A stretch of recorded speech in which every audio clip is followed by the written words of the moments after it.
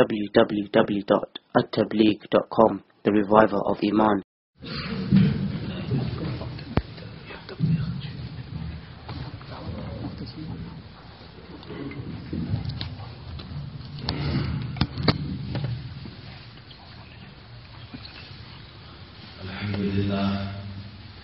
الحمد لله نحمده ونستعينه ونستغفره ونؤمن به ونتوكل عليه ونعوذ بالله من شرور أنفسنا ومن سيئات أعمالنا من يهده الله فلا مضل له ومن يضلله فلا هادي له ونشهد أن لا إله إلا الله وحده لا شريك له ونشهد أن سيدنا ومولانا محمدا عبده ورسوله. أما بعد، عن أبي ذر رضي الله تعالى عنه قال قال النبي صلى الله تعالى عليه وسلم عن ربه تبارك وتعالى قال الله تعالى يا عبادي إني حرمت الظلم على نفسي وجعلت بينكم حراما فلا تظالموا يا عبادي إنكم جائعون إلا من أطعمت فاستطعموني يا عبادي إنكم عار إلا من قصوتم فاسألوني يا عبادي إنكم تخطئون بالليل والنهار وأنا أغفر الذنوب جميعا فاستغفروني إلى آخر الرواية، أو كما قال صلى الله عليه وسلم. صدق رسول الله صلى الله عليه وسلم. بزرگوں، بھائیو، دوستوں، عزیزوں، یہ مشائخ کا مجمع ہے اور اس میں بہت سارے ہمارے مشائخ اس وقت تشریف فرما ہے. میں سمجھتا ہوں کہ اس ملک پر 3 اکابر کا روحانی طور پر بڑا ہی فیض رہا ہے. ایک تو حضرت مولانا محمد زکریا صاحب کاندھلی ثم المحاضر المدنی نمبر اللہ مرقدہ، اور دوسرے نمبر پر حضرت مولانا مسیح اللہ خان صاحب رحمۃ اللہ علیہ، اور تیسرے نمبر پر حکیم اختر صاحب رحمۃ اللہ علیہ. ان تینوں بزرگوں کا فیض، اور پھر حضرت شیخ رحمۃ اللہ علیہ کے اجل خلیفہ، آپ کی نور نظر، جن پر آپ کو ساری زندگی اعتماد رہا، حضرت مفتی محمود حسن صاحب رحمۃ اللہ علیہ کو خدمت کرتے کرتے اسی سرزمین میں لے گئے.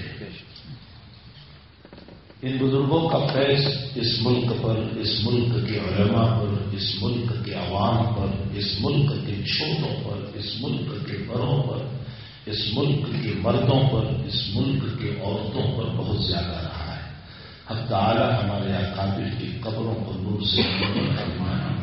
یہ جن کا میں نے تذکرہ کیا، یہ اپنے زمانے کے آفتاب و مہتاب تھے، یہ اپنے زمانے کے چمکتے ستارے تھے، جس کے ذریعے سے لوگوں کے دلوں کو فیض پہنچتا تھا، جس کے ذریعے سے لوگوں کے دل منور ہوتے تھے. آج انہی کے مجازی، انہی سے صحبت یافتہ، انہی کے خلفاء اس مجلس میں موجود ہیں.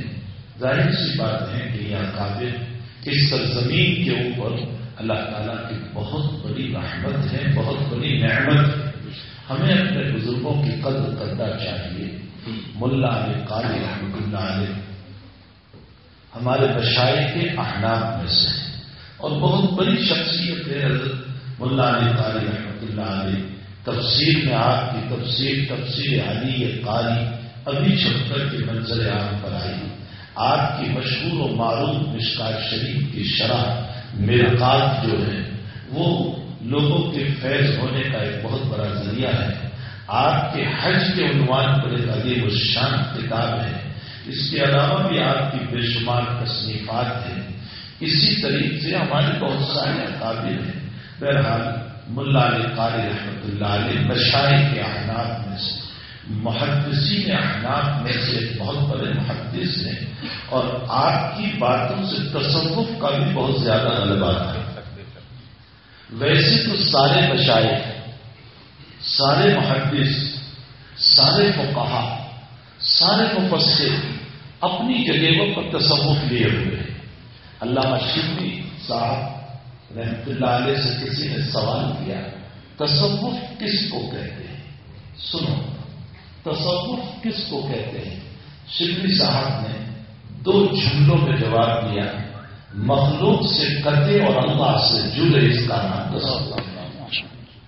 سارے محدثین کی زندگی پر اگر نظر کی جائے تو مخلوق سے قطع اللہ سے جڑے ہوئے، سارے مفسرین، سارے فقہا، ان کی زندگی کو اگر دیکھا جائے تو مخلوق سے قطع ہیں اور اللہ سے جڑے ہیں۔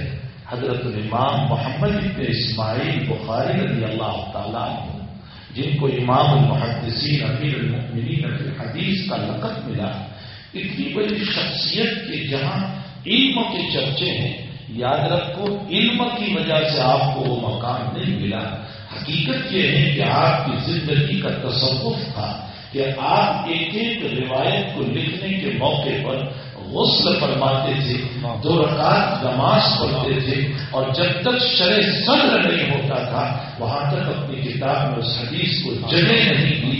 آپ انداز لگائیں کہ تصوف کے کتنے اونچے مقام پر پہنچا ہوا۔ اگر اس پر غور کیا جائے تو بخاری شریف میں 60,000 سے زائد احادیث ہے، 7,274 روایتیں بخاری شریف میں ہیں۔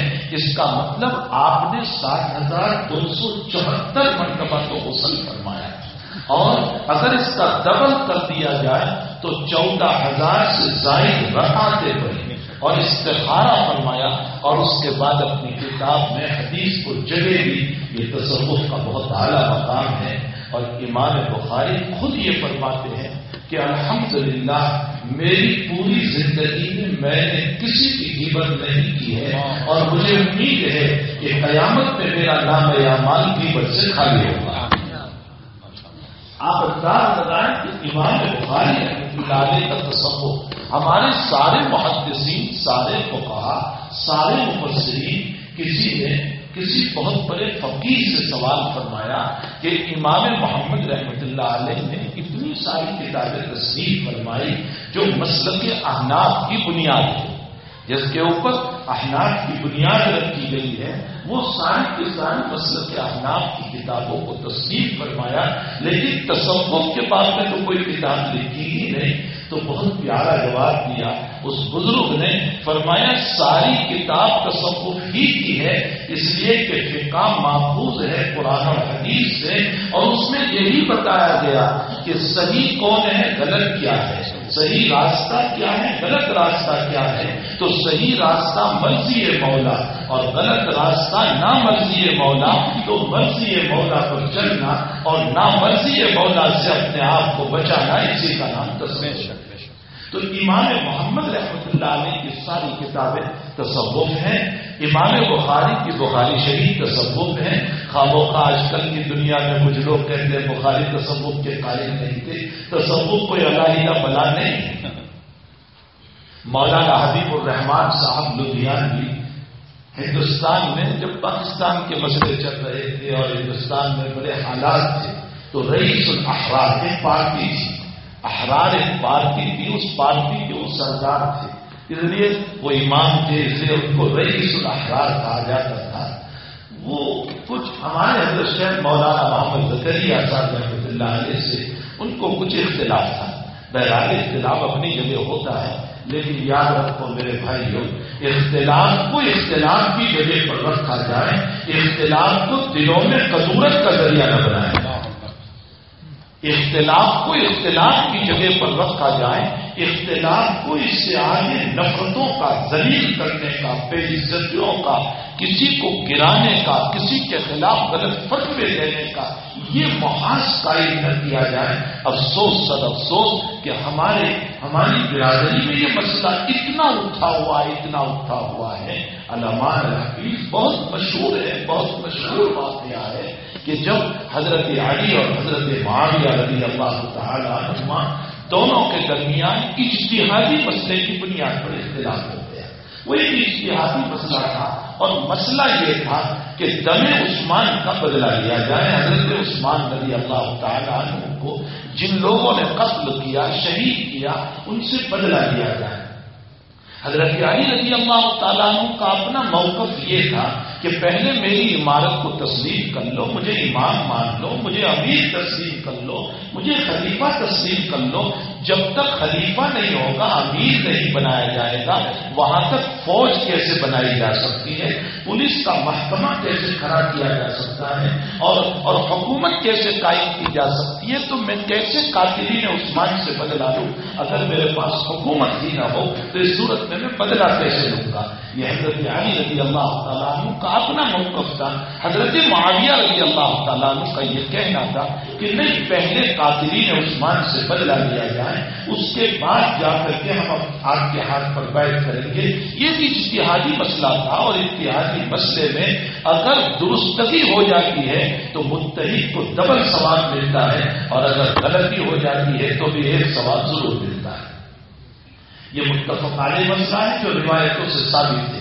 بہرحال یہ اجتہادی مسئلے کی بنیاد پر جنگ صفین کا مسئلہ آ گیا، اور جنگ صفین میں یہ مسلمانوں کی معرکۃ العرب جنگ ہو گئی، جس کے اندر دونوں طرف سے حضرات اکابر صحابہ کرام تھے، بزرگان دین تھے، اکابرین تھے، تابعین تھے، اور ایک مسئلہ ہو گیا.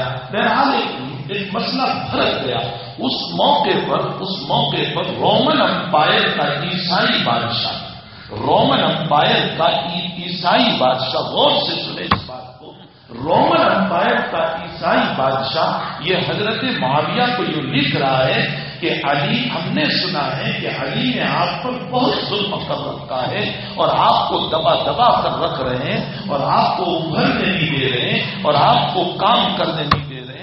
اگر آپ چاہیں تو میں اپنا لشکر بھیجوں. دیکھیں باطل طاقت کیسے سامنے آ رہی ہے. کہا اگر آپ چاہیں تو میں اپنا لشکر آپ کے تعاون کے لیے، آپ کی مدد کے لیے بھیج دوں، اور آپ میرے لشکر کی مدد لے کر کے علی اور علی کے لشکر کو تہہ کر دیجیے، ختم کر دیجیے. تو اس موقع پر حضرت معاویہ رضی اللہ تعالیٰ عنہ کا جواب سنو. اس اختلاف کے باوجود، یا قلب دنیا ابن شام کے الفاظ ہیں، اور دنیا کے کتے کیا کہہ رہے ہیں؟ اس مدد کرنے والے کو، اس تعاون کرنے والے کو، اس مدد کر یوں لکھ رہے. اور دنیا کے کتے، تو مجھے کیا کہہ رہا ہے؟ تو مجھے یہ کہہ رہا ہے کہ تیرے لشکر کے ذریعے سے میں علی کے خلاف بغاوت کروں. سن لے، اگر تیری طرف سے علی کے اوپر کوئی مسئلہ ہوا تو علی کی طرف سے سب سے پہلے اپنی جان دینے والا اور علی کی طرف سے بہادرانہ انداز کے ساتھ نکلنے والا معاویہ ہوگا. باوجود یہ اختلافی مسئلہ ہے، لیکن اس اختلافی مسئلے کے باوجود اپنے دل میں وہ اختلاف نہیں کہ نفرت، غیبت، تقدس اور اس کا کینہ لے کر کے چلنا. ہمارے اکابر کی زندگیوں میں یہ مسئلہ تھا ہی نہیں. اختلافی مسائل دلائل کی روشنی میں اپنی جگہ ہوا کرتے ہیں، لیکن وہ حدود ہوا کرتے ہیں. ہمارے اکابر نے مستقل اس پر کتابیں لکھی ہے، اور اس پر بہت کچھ لکھا ہے. ہمارے حضرت شیخ رحمۃ اللہ علیہ نے بھی اس پر مستقل ایک رسالہ لکھا ہے. بہرحال مولانا حبیب الرحمان صاحب لدھیانوی علیہ الرحمٰن رئیس الاحرار کو حضرت شیخ سے تھوڑا سا کسی مسئلے میں اختلاف تھا. تو ایک مرتبہ مولانا حبیب الرحمان صاحب نے یوں کہا کہ یہ لوگ جو ہے نا، یہ زمین پر بوجھ بنے ہوئے ہیں. حضرت شیخ اور دیگر ان کے رفقا کے بات میں کہا کہ یہ لوگ زمین پر بوجھ بنے ہوئے ہیں. تو حضرت شیخ نے کیا جواب دیا؟ حضرت نے فرمایا اگر ہم زمین پر بوجھ ہیں تو ہم ناکارہ ہوئے، نکمے ہوئے، کسی کام کے نہیں، تو پھر ہمارے دارالعلوموں میں آتے کیوں ہو؟ تم ہمارے مدرسوں میں کیوں آ رہے ہو؟ بہرحال مولانا حبیب الرحمان صاحب لدھیانوی رحمۃ اللہ علیہ بیعت ہو گئے حضرت شاہ عبد القادر صاحب رائے پوری رحمۃ اللہ علیہ سے. شاہ عبد القادر صاحب کی زندگی بڑی عجیب و غریب تھی، بہت عجیب و غریب تھی. حضرت جب چھوٹے تھے تو سانولے تھے، کالے رنگ بھی آپ کا کالا تھا، حتیٰ کہ آپ کا نام پڑ گیا تھا کالو. بچے آپ کو کالو کالو کالو کہا کرتے تھے. ماں دعا کرتی تھی حضرت شاہ صاحب کی کہ اللہ میرے بچے کو ہنر دے دے تاکہ یہ نام ختم ہو جائے. بہرحال شاہ صاحب جڑ گئے قرآن کریم سے، حافظ قرآن بنے، اور اس کے بعد مدرسے سے جڑے عالم دین بنے، اور صحبت مل گئی بڑے حضرت شاہ عبد الرحیم صاحب رائے پوری رحمۃ اللہ علیہ. اور اس صحبت میں ابھی آپ جو اشعار سن رہے تھے نا، ان اشعار میں یہی بتایا گیا کہ ہمیں جو جینے کا اور بڑھنے کا طریقہ اور رب کا جو درد پیدا ہوا وہ اہل اللہ کی صحبت سے. بڑے حضرت راج پوری کی جب صحبت ملی تو حاصل یہ ہوا کہ حضرت اللہ سے آپ کا تعلق جڑ گیا، حتیٰ کہ آپ کا رنگ بھی بدل گیا اور آپ بجائے کالے ہونے کے آپ سفید ہو گئے، چہرہ منور ہو گیا، نورانی ہو گیا، چمک دمک والا ہو گیا، اور آپ کو وہ مقام نصیب ہوا کہ آپ کے قدموں میں مولانا منظور نعمانی بھی بیٹھنے لگے، مولانا علی میاں بھی بیٹھنے لگے، مولانا زکریا بھی بیٹھنے لگے، مولانا الیاس بھی بیٹھنے لگے، شاہ اللہ بخاری بھی بیٹھنے لگے، اور مولانا حبیب الرحمان بھی بیٹھنے لگے. یہ سارے اکابر حضرت کی خدمت میں بیٹھنے لگے. حضرت بہت زیادہ بولتے نہیں تھے، لیکن حضرت کی خاموشی لوگوں کے لیے نصیحت ہوا کرتی تھی. بہت مختصر بولا کرتے تھے، بہت مختصر حضرت بولتے تھے. تو شاہ حضرت مولانا حبیب الرحمان صاحب بیٹھ ہو گئے. مجھے واقعہ شاہ کو طالب صاحب رائے پوری رحمۃ اللہ علیہ کا یاد آیا. آپ نے بہت نام سنا ہوگا حضرت مولانا حفظ الرحمان صاحب سبحانی رحمۃ اللہ علیہ. ان کی کتاب قصص القرآن ہے، قابل مطالعہ کتاب ہے، بہت زبردست تحقیق کے ساتھ آپ نے کتاب لکھی ہے.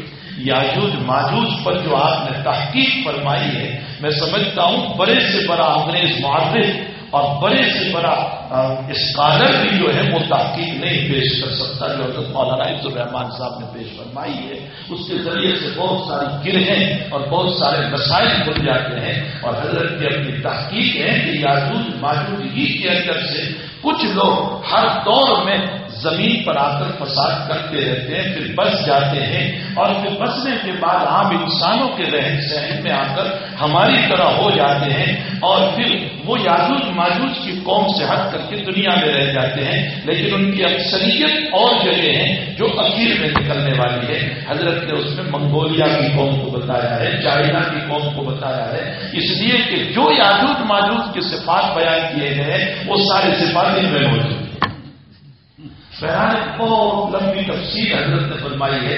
میں نے جو علماء کی توجہ اس کی طرف دلائی کہ قصص القرآن میں یہ بات بھی قابل مطالعہ ہے. ماشاءاللہ حضرت نے اس کو بہت کھولا ہے، اور زیادہ تر باتیں اور زیادہ تر تحقیق اس میں علامہ انور شاہ صاحب کشمیری رحمۃ اللہ علیہ کی ہے، جو قرن منصرف کا امام تھا. انور شاہ کشمیری علیہ الرحمہ جو ہے وہ قرن منصرف کا امام تھا. شاہ صاحب کی ایک بات مجھے یاد آ گئی. حضرت شاہ صاحب رحمۃ اللہ علیہ بخاری شریف کے درس میں جب روایت آئی کہ مکی زندگی میں کعبۃ اللہ جب تعمیر ہو رہا تھا اور جناب رسول اللہ صلی اللہ علیہ وسلم بھی پتھر اٹھا کر لا رہے تھے، نبوت آپ کو نہیں ملی ہے، آپ کی چھوٹی عمر ہے اور پتھر اٹھا کر لا رہے، اور چچا عباس نے یہ فرمایا کہ بھتیجے لنگی نکال دے، اس لیے کہ لنگی کی وجہ سے تو گر پڑے گا، لنگی نکال دے یہاں رکھ دے تاکہ پتھر اٹھانے میں سہولت رہے. حضرت نبی کریم صلی اللہ علیہ وسلم نے لنگی کو نکالا اور ابھی یہاں رکھنے والے تھے کہ حضرت بے ہوش ہو گئے. صحیح ترین روایت ہے بخاری شریف کے اندر. تھوڑی دیر میں پھر آپ کو ہوش آیا، آپ نے فرمایا ازاری میری لنگی مجھے دے دو.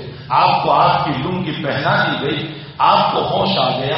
اب یہاں محدثین بحث فرما رہے ہیں کہ حضرات انبیاء تو نبوت سے پہلے بھی قبائل سے پاک ہوتے ہیں اور نبوت کے بعد بھی کبیرہ گناہ سے پاک ہوتے ہیں، تو نبوت سے پہلے حضرت کا سطر کھول دینا کبیرہ گناہ ہو گیا. معلوم ہوتا ہے جناب رسول اللہ صلی اللہ علیہ وسلم سے کبیرہ گناہ کا وجود ہوا. یہ بہت بڑا اشکال ہے اس روایت کے اوپر. امام زہری رحمۃ اللہ علیہ نے تو یہ جواب دے دیا کہ حضرت کی عمر 10 سال کی تھی، نابالغ تھے، اور نابالغی کی عمر میں سطر کے مکلف نہیں ہوا کرتے. لیکن راجح جواب یہ ہے کہ آپ کی عمر گرامی 15 سال کی تھی، اور 15 سال کی عمر میں آپ بالغ ہو چکے تھے، اور بلوغ کے عالم میں آپ نے اپنی لنگی کو کھولا، اور سطر کو کھولنا گناہ کبیرہ ہے، تو گناہ کبیرہ کا صدور آپ سے ہوا ہے. محدثین نے اپنی جگہ جو کچھ جواب دیے. قرن منصرف کا امام میرے بھائیوں ہمارے اکابر دیوبند کے بات میں یوں کہا کرتا ہوں کہ ہم جیسے نادانوں کے ہاتھ میں آئے، ورنہ یہ راضی اور غزالی سے کم نہیں. اللہ تعالیٰ نے ان کو جو علوم عطا فرمائے تھے، ان کو جو مقام عطا فرمایا تھا، چاہے مقام تصوف میں ان کو دیکھ لو، مقام ذوق حدیث پہ ان کو دیکھو، مقام تفسیر پر ان کو دیکھو، مقام فقہ پر ان کو دیکھو، ہر بات کے اندر اگر ہمارے اکابر کو دیکھو گے. اسی لیے علامہ شبیر احمد عثمانی رحمۃ اللہ علیہ والنجم اذا هوى ما ضل صاحبكم وما غوى وما ينطق عن الهوى ان هو الا وحي يوحى علمه شديد القوى ذو مرة فاستوى وهو بالافق الاعلى ثم دنا فتدلى فكان قاب قوسين او ادنى. اس صورت کے اندر جہاں رویت رب تبارک و تعالی کی بحث چلتی ہے کہ معراج میں حق تعالی جل شانہ کی زیارت ہوئی یا نہیں، اللہ کا دیدار ہوا یا نہیں، رسول اللہ صلی اللہ علیہ وسلم کو اس میں جو اختلاف ہے اور یہ اختلاف دور صحابہ سے ہیں، تو اس اختلاف کو واضح کرتے ہوئے شاہ صاحب رحمۃ اللہ علیہ نے جو تفسیر فرمائی ہے وہاں علامہ عثمانی تفسیر نقل کرتے ہوئے یوں فرماتے ہیں کہ اگر کوئی مجھ کو یوں پوچھے کہ تو نے راضی غزالی کو دیکھا تو میں کہوں گا صورتن نہیں دیکھا علمن دیکھا ہے، اس لیے کہ میرا استاد انور شاہ علم کے اعتبار سے راضی اور غزالی کے برابر ہے. یہ خود فتح الملین کے اندر لکھا ہے. تو بہرحال ہمارے اکابر کو اللہ تعالیٰ نے جو علم شاہ صاحب رحمۃ اللہ علیہ بہت پیارا جواب دیتے ہیں حدیث شریف کے اوپر کہ انبیاء نبوت سے پہلے بھی قبائل سے پاک ہوتے ہیں. تو پھر اس مسئلے کا کیا جواب ہوگا؟ شاہ صاحب فرماتے ہیں یہ واقعہ تمہارے سامنے ہے، اس سے پہلے بھی تو ایک واقعہ ہو چکا ہے کہ موسیٰ علیہ السلام پر بنی اسرائیل نے الزام لگایا تھا کہ ان کو آدر کی بیماری ہے، ہیڈروسل کی بیماری ہے، خصیتین کے بڑے ہو جانے کی بیماری ہے، اسی لیے یہ ہمارے ساتھ بیٹھ کر غسل نہیں کرتے، ننگے غسل نہیں کرتے، چھپ چھپ کر غسل کرتے ہیں. اللہ کو اپنے نبی کو صاف بتانا تھا، پاک بتانا تھا. تو حضرت موسیٰ تنہائیوں میں بیٹھ کر غسل فرما رہے تھے، کپڑے اتارے ہوئے تھے، پتھر پر رکھے تھے اور پتھر کپڑے لے کر بھاگا. اور حضرت موسیٰ پیچھے دوڑ رہے، سو بھی حضر اور پتھر میرے کپڑے دے دے، میرے کپڑے دے دے، اور پتھر کپڑے لے کر بھاگتا رہا. بنی اسرائیل بیٹھے تھے، وہاں پہنچ گیا. سارے لوگوں نے موسیٰ کو دیکھ لیا علیہ السلام کہ آپ کو کوئی بیماری نہیں ہے. شاہ صاحب اس واقعے کو لے کر فرماتے ہیں کہ اللہ اپنے پیغمبر موسیٰ علیہ السلام کو پاک اور صاف بتانا چاہتے تھے، اس لیے آپ کو برہنہ کر کے قوم کے سامنے پیش کیا. فرمایا ٹھیک اسی طریقے سے اس جگہ پر آپ کی ازار کا اتارنا اور ازار کے بعد بے ہوش ہو جانا اور بے ہوش ہو جانے کے بعد ہوش میں آ جانا اور اس موقع پر ازاری کہہ کر ازار پہن لینا. اس موقع پر اللہ یہ بتانا چاہتا ہے کہ تم تو بالکل برہنہ طواف کرتے ہو مکہ والوں، تم تو ننگے طواف کرتے ہو، تمہارے وہاں سطر کی تو کوئی حیثیت ہے ہی نہیں، تم تو کعبۃ اللہ میں ایسے ہی ننگے ننگے آ جاتے ہو. لیکن میرے اس بندے نے ذرا سا سطر کھولا اور بے ہوش ہو گیا، تو تم میں اور ان میں کیا فرق ہے؟ یہ فرق اللہ بتانا چاہتا تھا کہ اس کی تربیت نظام غیب سے ہو رہی ہے اور غیبی طور پر اس کی تربیت ہو رہی ہے. اس کی تربیت کرنے والا کوئی اور ہے، کوئی اور ذات ہے، کوئی اور قدرت ہے جو اس کی تربیت کرتی جا رہی ہے اور جو بعد میں چل کر اس کو نبوت دینے والی ہے. کل کو نبوت مل جائے تو مکے والوں تم اس پر اشکال نہ کرنا، سوال نہ کرنا. فرمایا آگے کا ایک مقدمہ قائم کرنا تھا، اس لیے حق تعالی جل شانہ نے اس عمل کو ذرا سی دیر کے لیے وجود میں لایا گیا. یہ حضرت شاہ صاحب رحمۃ اللہ علیہ علامہ انور شاہ صاحب قرن منصرف کا امام. بہرحال میں یہ کہہ رہا تھا کہ شاہ عبد القادر صاحب رائے پوری رحمۃ اللہ علیہ کے پاس حضرت مولانا حفظ الرحمان صاحب سبحاروی رحمۃ اللہ علیہ پہنچے. خلیفہ تھے، مجاز تھے، پہنچے. اس وقت ہندوستان پاکستان کی تقسیم ہوئی تھی، مسلمانوں کا قتل عام ہو رہا تھا، مسلمانوں کی لاشوں کو بھر بھر کر کے بھیجا جا رہا تھا. جہلم ندی اور تاوی ندی جو مشہور ندی ہے اس کا پانی خون سے رنگین ہو چکا. ایسے وقت میں مولانا عبد الرحمان صاحب 10-12 دن تک رات دن دوڑتے رہے مسلمانوں کی حفاظت کے لیے، بچانے کے لیے۔ دہلی کی کوئی گلی نہیں تھی جہاں حضرت بچانے کے لیے نہ دوڑتے۔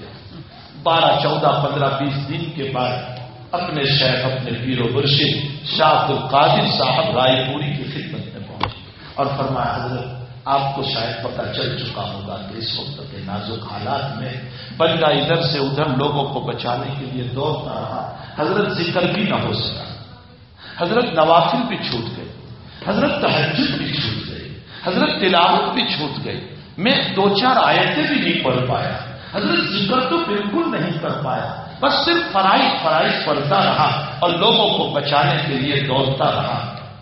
حضرت دعا فرمایا، پھر ذکر آ جائے، تلاوت آ جائے، پھر نوافل آ جائے، پھر تہجد آ جائے، حضرت دعا فرمائے۔ شاہ عبد القادر صاحب بیٹھے ہوئے تھے، واقعہ میں لکھا ہے حضرت یوں گردن جھکا کر بیٹھے ہوئے تھے، حضرت نے سر اٹھایا اور فرمایا مولوی حفظ الرحمان تم نے 12 دن تک جو مخلوق کی خدمت کی، عبد القادر تم کو یوں کہہ رہا ہے یہ 12 دن کی خدمت مجھے دے دو، عبد القادر زندگی کی عبادت تمہیں دے دے گا۔ اور پھر اس کے بعد فرمایا تم نے نہیں سنا، سنو اگلا جملہ، تم نے نہیں سنا مخلوق کی خدمت کرنا اس سے اللہ بہت خوش ہوتا ہے، مخلوق کی خدمت کرنا اس سے اللہ بہت خوش ہوتا ہے۔ میں اپنے حضرت شیخ مولانا محمد یونس صاحب جون پوری رحمت اللہ علیہ کو حج کے لیے چھوڑنے جا رہا تھا۔ حضرت سفر میں باتیں کم کرتے تھے، بولنے کا مزاج کا زیادہ تھا ہی نہیں، بس پڑھتے رہتے تھے اور کثرت سے درود شریف اور یاسین شریف کا سفر میں معمول رہتا تھا، اور یوں کہا کرتے تھے پیارے درود شریف کی کثرت رکھو، اس لیے کہ میرے حضرت نے جب مجھ کو اجازت دی تھی حضرت شیخ رحمۃ اللہ علیہ نے، تو مجھ کو یوں کہا تھا کہ یونس درود شریف کی کثرت رکھنا، اس میں نے بڑی برکت دی۔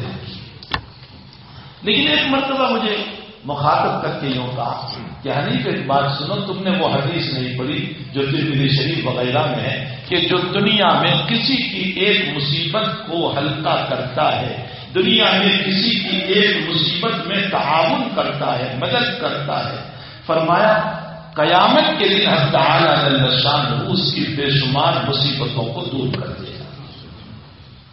اس روایت کو بیان کرنے کے بعد شیخ نے یوں کہا جب دنیا کی کسی کی مصیبت کو دور کرنے پر اللہ آخرت کی مصیبت کو دور کر دیتا ہے، تو دنیا میں کسی کی دین کی مصیبت اگر دور کر دو، کوئی شرابی کا شراب چھڑا دیا، کوئی جگاری کا جگار چھڑا دیا، کوئی کسینوں میں جاتا تھا اس کو سمجھا کر مسجد میں لے آئے، کوئی بے نمازی تھا اس کو آپ نے نمازی بنا دیا، کسی کی زندگی میں دین نہیں تھا آپ نے دین کی تعلیم اس کو دے دی۔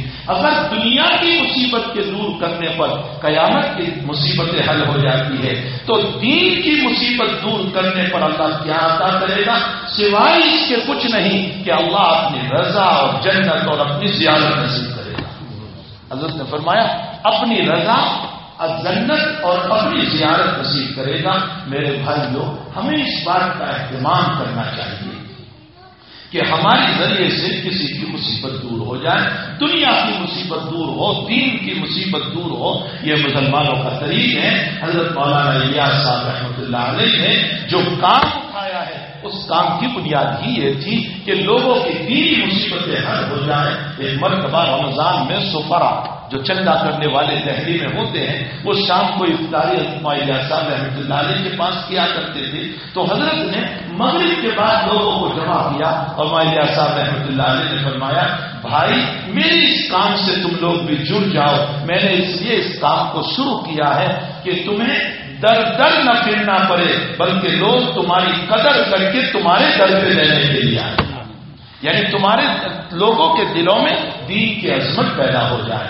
بڑائی پیدا ہو جائے، لوگوں کے دل دین کی طرف مائل ہو جائیں، علماء کی قدر کرنے والے بن جائیں، اس لیے میں نے اپنے اس کام کو شروع کیا ہے۔ تو بہرحال میرے بھائیوں میں یہ کہہ رہا تھا کہ حضرت مولانا حبیب الرحمان صاحب لدھیانوی علیہ الرحمہ جب رائے پور بیت ہو گئے تو جب بھی جاتے تھے تو حضرت رائے پوری پوچھتے تھے سہارنپور ہو کر آئے، فرمایا مولانا زکریا سے ملے تھے، اب 2-3 مرتبہ تو کچھ اناپ شناپ بات کر دی. اب کے جو جا رہے تھے تو دل میں آیا اب کے مل کر نہیں گیا تو شیخ کو جواب کیا دوں گا.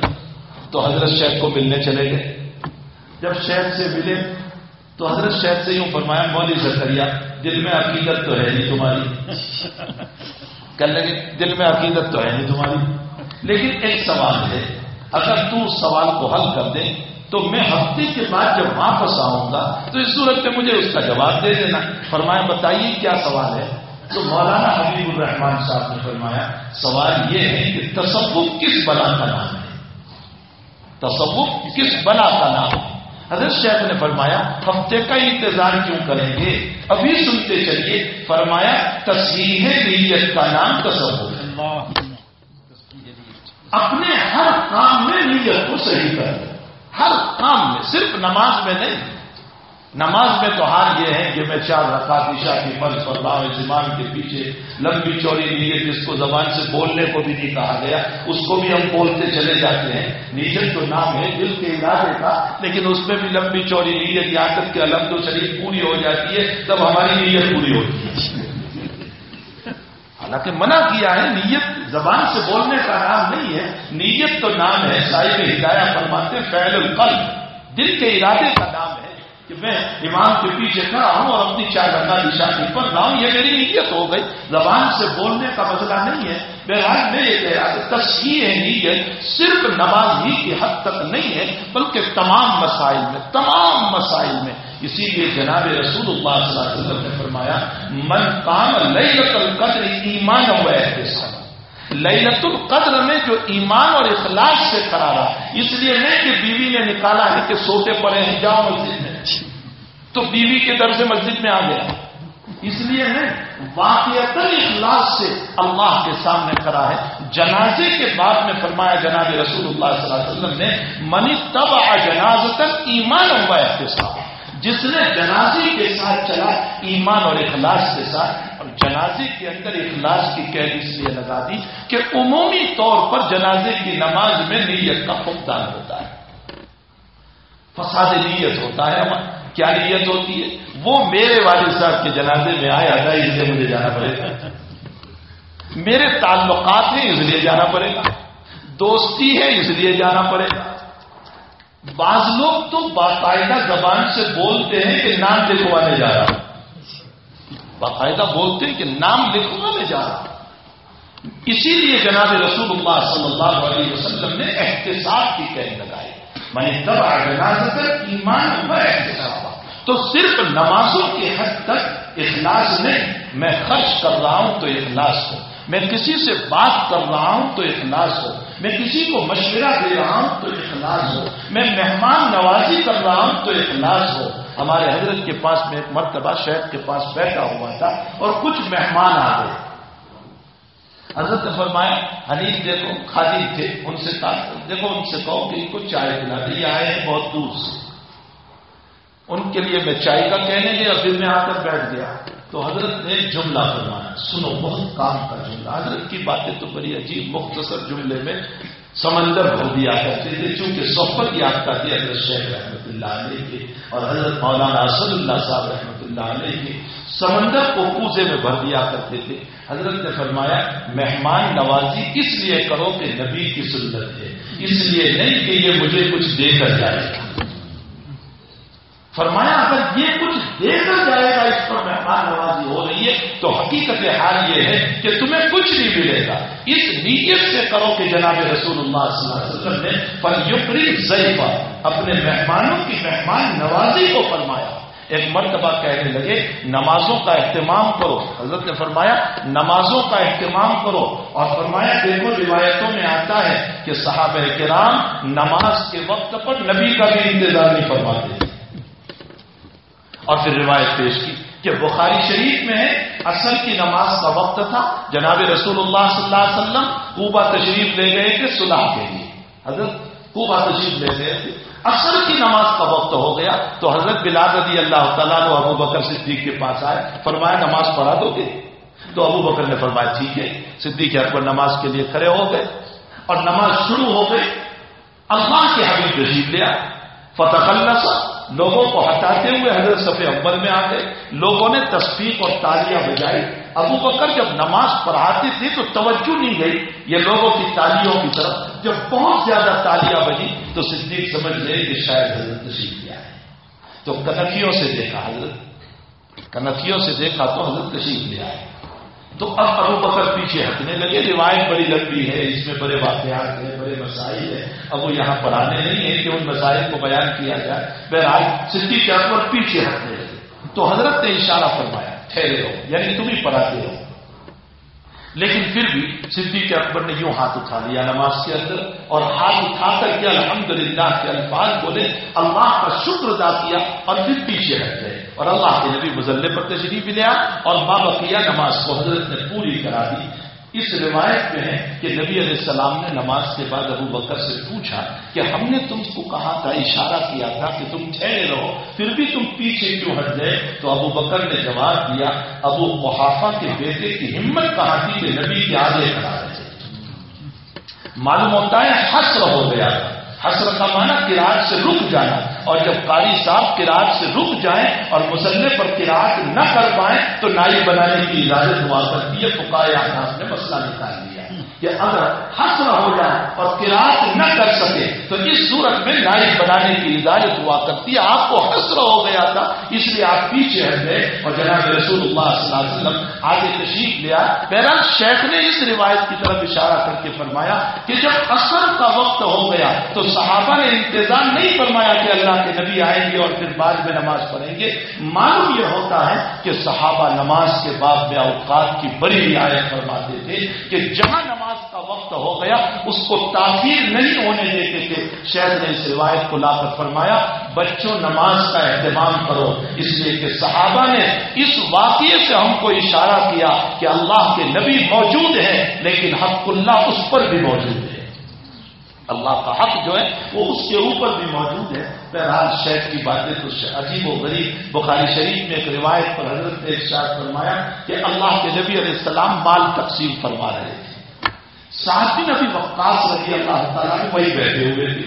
تو سعد بن ابی وقاص نے فرمایا کھڑے ہو کر یا رسول اللہ آپ سب کو دے رہے ان کو نہیں دے رہے. اللہ کے حبیب پاک اور سعد نے یہ بھی فرمایا مومن یہ مومن ہے آپ ان کو دیجیے. حضرت نے فرمایا مسلم کہو مومن نہ کہو. سعد پھر بیٹھ گئے پھر کھڑے ہوئے یا رسول اللہ آپ ان کو نہیں دے رہے. پھر بیٹھتے نہیں دیا. اللہ کے نبی نے تیسری مرتبہ چوتھی مرتبہ سعد کھڑے ہو کر فرمایا یا رسول اللہ آپ ان کو نہیں دے رہے یہ مومن ہے. تو روایت میں ہے حضرت نے یوں فرمایا سعد تو جیسے مجھ سے لڑ رہا ہو اس کو دلانے کے لیے.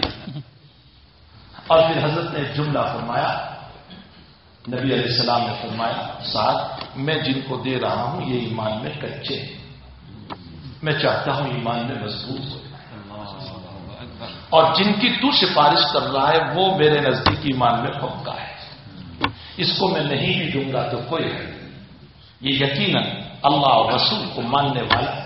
اس پر ہمارے شیخ نے جملہ فرمایا اس روایت پر نبی مال بھی تقسیم کرتا تھا اس نیت سے کہ لوگ جنتی بن جائیں اور جہنم سے بچ جائیں. پارٹی بنانے کے لیے نبی مال تقسیم نہیں کرتے.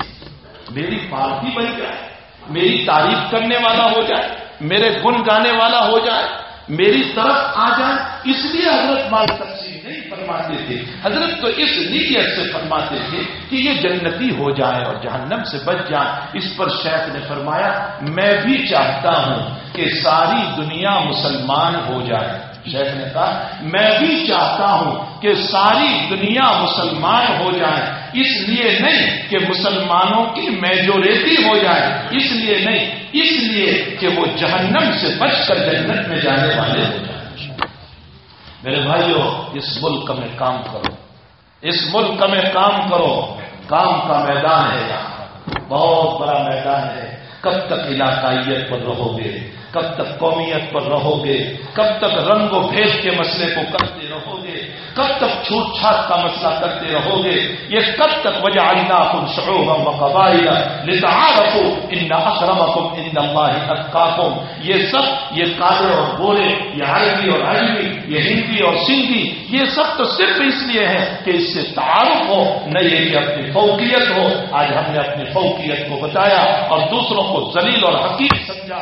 ان اکرمکم عند اللہ اتقاکم. اللہ کے نزدیک مکرم وہ ہوگا جو تقوی والا ہوگا. ابو جہل گورا چتا ہو کر جہنم میں گیا، بلال کالا کلوتا ہو کر نبی کے آگے جنت میں چل رہا ہے. میرے بھائیوں، کام کرو، کام کرو. کام کا میدان اللہ نے آپ کو دیا ہے، بہت بڑا میدان دیا ہے، بہت بڑا میدان دیا ہے.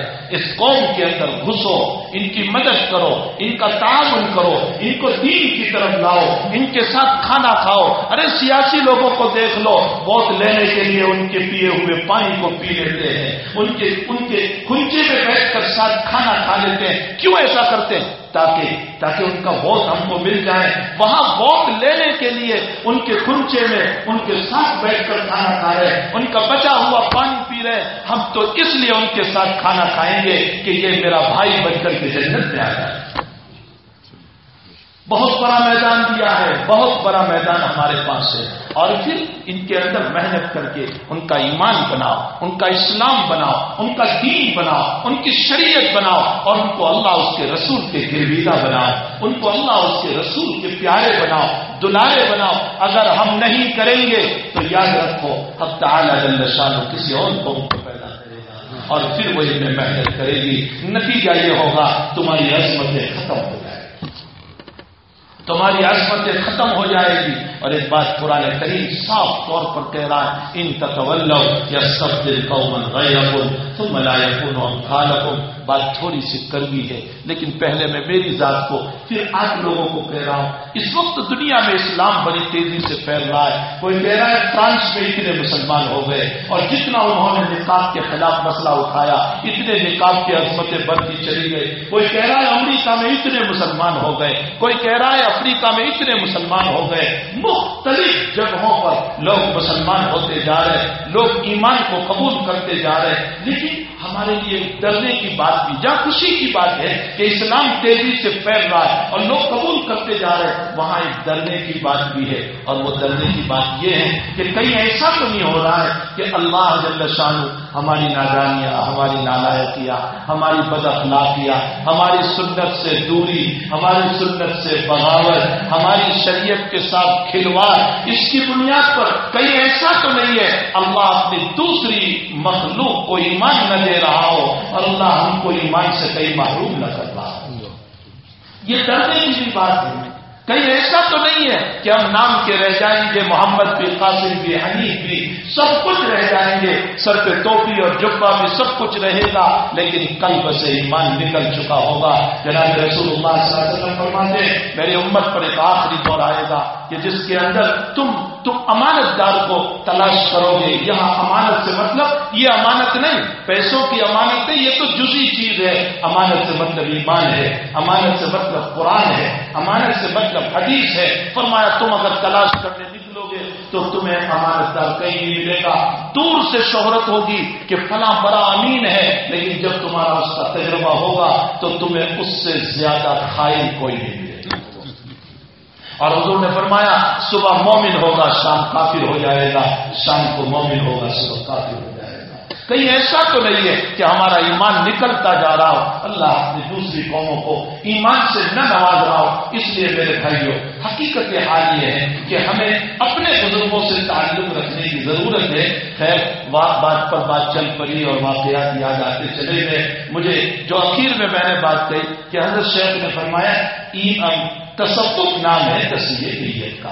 اپنے ہر عمل کے اندر اپنی نیت کو صحیح کر لو. حتیٰ کہ مہمان نوازی کے اندر ہمارے حضرت کا ایک واقعہ مجھے اور تصحیح نیت پر یاد آیا. حضرت کے پاس ایک وقت کچھ مہمان آئے، کھانا کچھ بھی نہیں تھا، ویسے بھی زاہدانہ اور فقیرانہ زندگی گزاری تو کچھ بھی نہیں تھا. حضرت نے فرمایا کہ یہ مہمان آئے ہیں، کچھ بھی میرے پاس تو نہیں ہے. تو ایک صاحب بیٹھے ہوئے تھے وہیں کے سہارنپور کے، وہ اٹھے کہ چلو میں کچھ کھانا لے آؤں.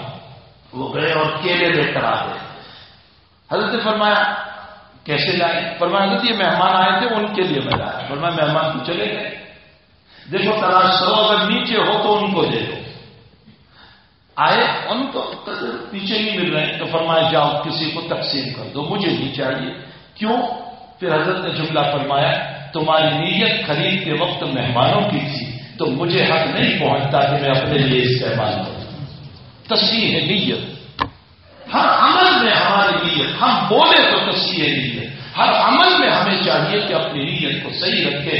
حضرت شیخ رحمت اللہ علیہ نے فرمایا تصوف نام ہے تصحیح نیت کا. اور شیخ نے اوپر سے مولانا حبیب الرحمان صاحب کو ایک جملہ اور بھی کہہ دیا کہ ہم نے تو تمہیں فوراً جواب دیا, اب تم کو کوئی اشکال ہو تو ہفتے کے بعد پوچھ لینا.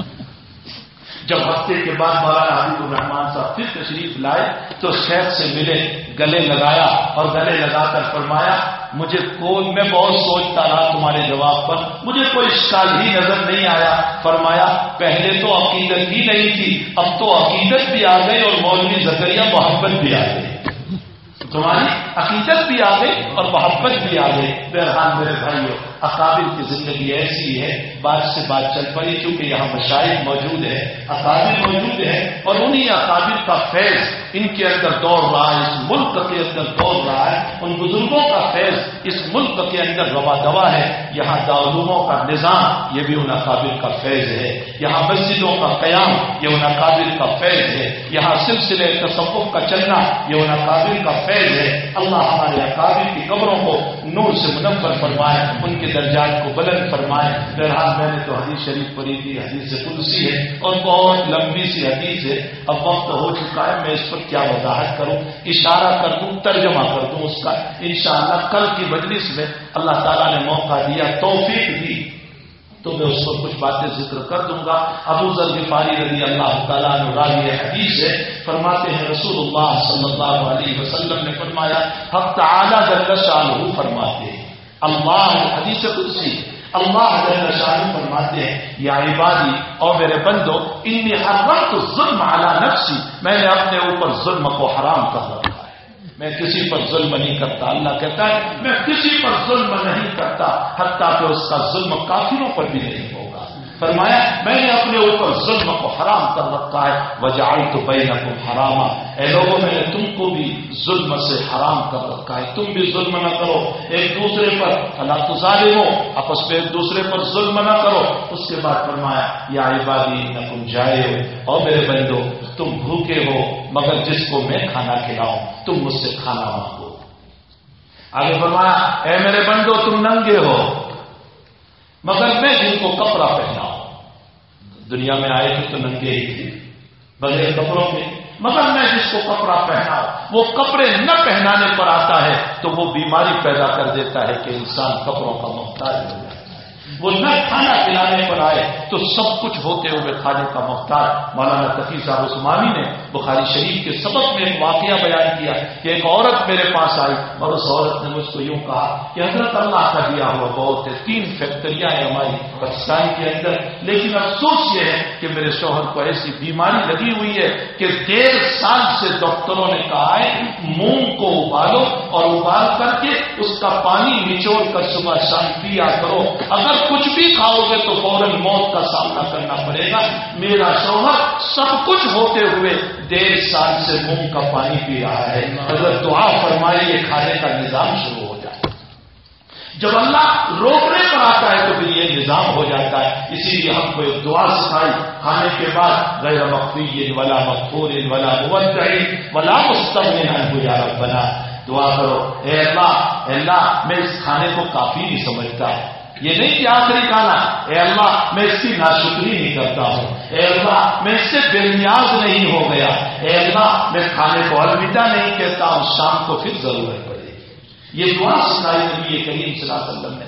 آگے فرمایا میرے بندو تم رات دن گناہ کرتے ہو, میں تمہیں معاف کرتا رہتا ہوں, تم مجھ سے معافی مانگو. اس کے بعد فرمایا اور میرے بندو تم سب مل کر مجھے نقصان پہنچانے پر آ جاؤ, مجھے نقصان نہیں پہنچا سکتے. افجر القلب لے کر سارے بددین ہو کر بیٹھ جاؤ, مجھے کچھ بھی نقصان نہیں ہوگا. اور آگے فرمایا تم سارے بندے مل کر تقوی کے اوپر آ جاؤ, میرا کوئی نفع نہیں ہو سکتا. اس کے بعد فرمایا تم سارے کے سارے اول و آخر انس و جن ایک میدان میں جمع ہو کر مجھ سے مانگو, میں تمہیں اس دنیا کے برابر عطا کروں, پھر بھی میرے خزانے میں اتنی کمی نہیں ہوگی کہ سوئی کو سمندر میں ڈالا جائے, اس کے ساتھ کتنا پانی ہوتا ہے میرے خزانے میں اتنی بھی کمی نہیں ہو سکتی. مجھ سے مانگو, میں تمہاری ضرورتوں کو پورا کروں گا. اللہ سب کو اپنے اکابر سے وابستگی نصیب فرمائے. خیر ایک بات جو رہ گئی تھی وہ یاد آ گئی, جہاں سے میں نے شروع کیا تھا کہ علی قاری رحمۃ اللہ علیہ فرماتے ہیں قرآن کریم میں صراط مستقیم کی تفسیر جو ہے نا, من النبیین والصدیقین والشہداء والصالحین. سنو بہت کام کی بات. فرمایا انبیاء تو اصل ہے, صدیقین شہداء صالحین کو سب کچھ بلا ہے اسی نبی کی بنیاد پر. جب اسی نبی کی بنیاد پر ملا تو نبی کے بعد ان سب کے ذکر کی کیا ضرورت تھی؟ صدیقین شہداء صالحین کی کیا ضرورت تھی؟ علی قاری جواب دیتے ہو طبیعت خوش ہو گئی. علی قاری نے فرمایا کہ انبیاء کا سلسلہ تو ختم ہو گیا, تم بعد میں آئے ہو, تم نے نبی کو نہیں دیکھا تو نبی کی اداؤں کو تم کیسے سمجھو گے؟ ہر دور میں صدیقین شہداء اور صالحین موجود رہیں گے, ان کو دیکھ کر نبی کے طریقے کو سمجھ لینا. اس لیے صدیقین شہداء اور صالحین کا ذکر فرمایا. اللہ ہمیں اپنے اکابر کی قدردانی کی توفیق عطا فرمائے. اللهم صل وسلم دائما ابدا على حبيبك خير الخلق كلهم. ربنا آتنا في الدنيا حسنة وفي الآخرة حسنة